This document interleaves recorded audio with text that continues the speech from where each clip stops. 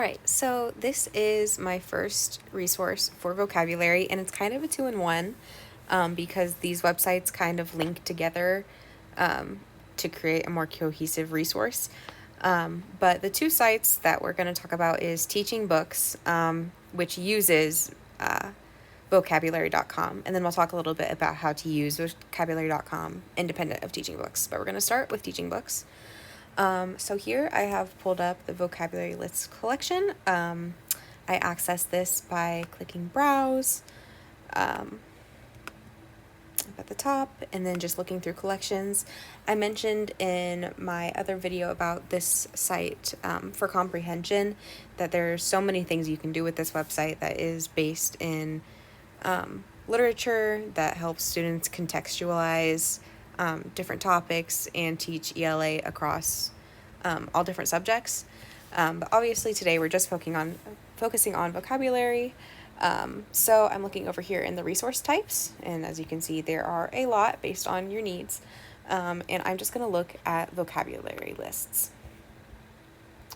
So this shows 1,900 books that all have vocabulary lists that have been curated by the teachers and researchers who run the site, and you can use them to your advantage. So again, you can filter by your needs. If you're looking to recommend maybe one book for a student, you know what their interests are. But the way I would imagine I would use this in the classroom would to be if we're reading a certain book as a class and you wanted to make an additional vocabulary assignment. Obviously, I recommend curating your vocabulary needs, your vocabulary assignments yourself based on what your specific students' needs for that year. But say you had some opportunity for extra credit, or students had some kind of reading bingo board, if they were reading independently with their library books, that sort of thing, and you wanted to say, okay, do a vocabulary activity or learn vocabulary or write down vocabulary for your text. And you wanted sort of an easy way for students to interact with that, this would be a good resource for that.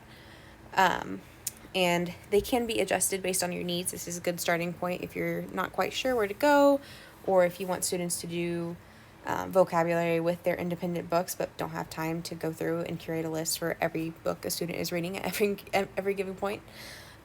This is a good way to do that. So I'm just going to choose a random book.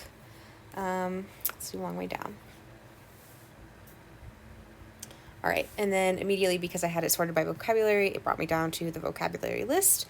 And the vocabulary lists on here are made through vocabulary.com.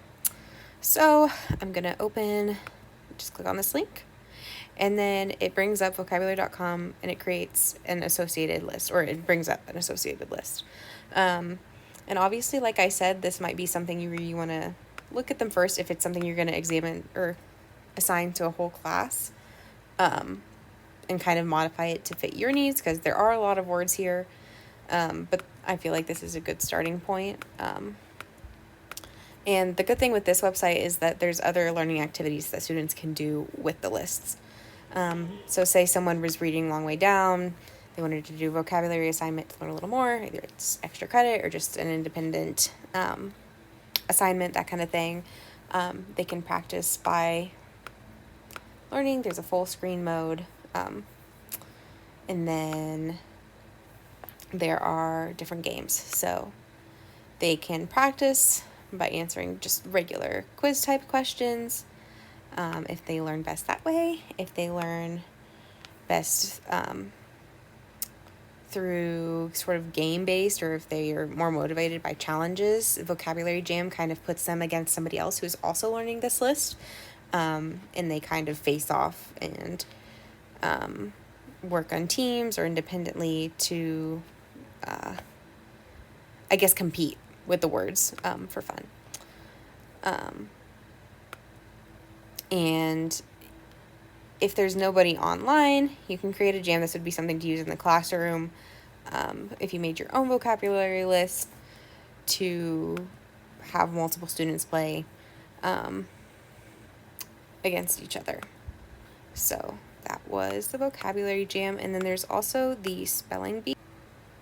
And then this is the spelling bee. This activity is definitely a bit more challenging. it'd be something to do once they've practiced the words for a long time, because there's not really a word bank. They just have to read the definition and know what word to fill in. So there's that resource.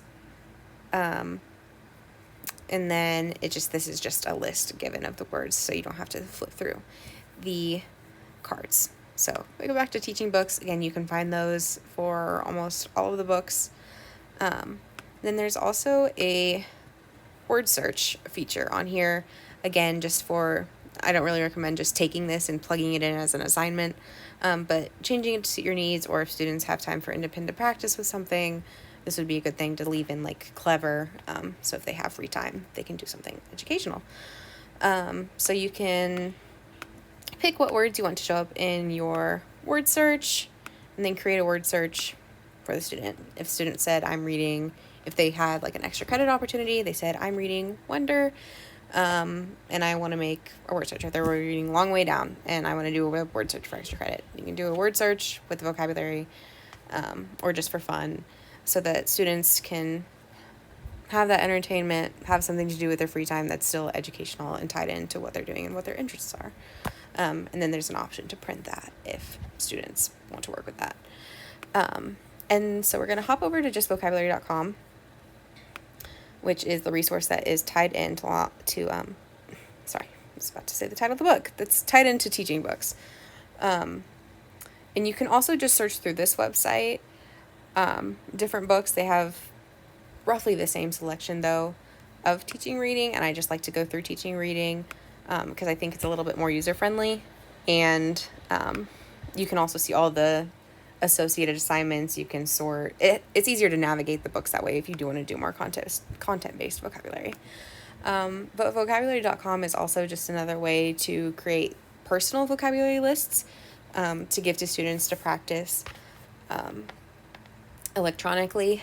So this is just a learner account, and there is a paid version for educators that gives you the ability to assign vocabulary to students, to assign specific activities, lets you see the data, which is really useful. But I know as teachers try to save money, and I know there's a lot of other resources that allow you to do that and more that might be a little bit more worth the spending. So you can use, I feel like as a teacher, the learner account and still incorporate it in the classroom.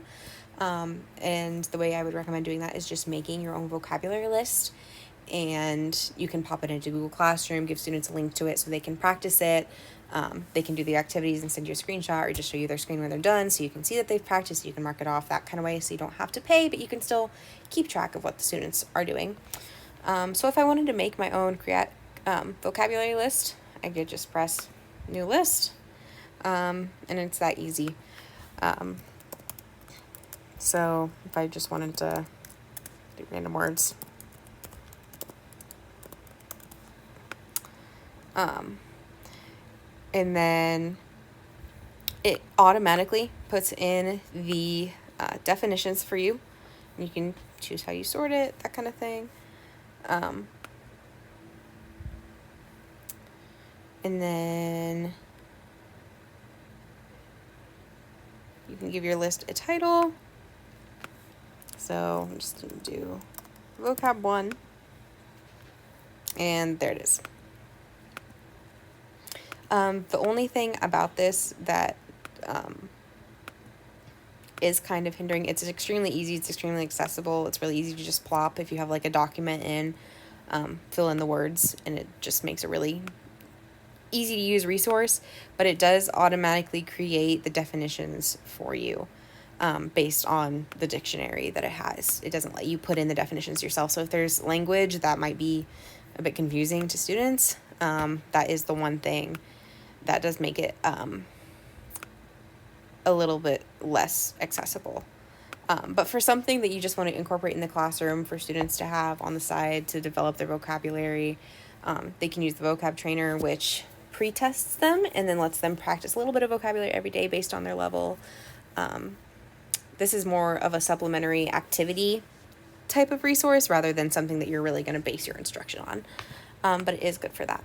So that was vocabulary.com in conjunction with TeachingBooks.